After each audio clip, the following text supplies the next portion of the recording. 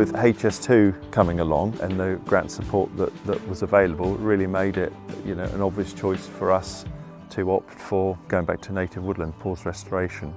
The benefits of planting woodland on ancient sites to us for the estate is really wildlife conservation, biodiversity and landscape, as opposed to going back to a commercial woodlands.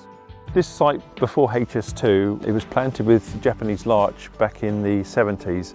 Japanese larch grows like corkscrews basically, so it's really poor form anyway, and then the squirrels had made a meal of it, so then we had the decision, do we go back to a commercial conifer crop or do we go back to native broadleaves?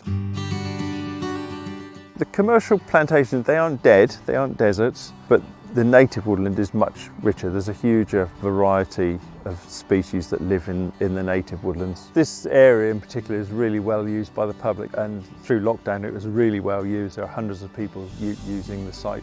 With native woodlands, we'll see a plethora of all different tree species. So you can see oak and birch, quickthorn, hazel, whitebeam, lots of different tree species. A wide variety of songbirds will move into this site. With the songbirds comes more butterflies, lots more insects, the sun hits the ground, birds of prey that come in to follow everything else that moves in. So yeah, the whole place becomes more vibrant, more rich. The funding through HS2 is really important.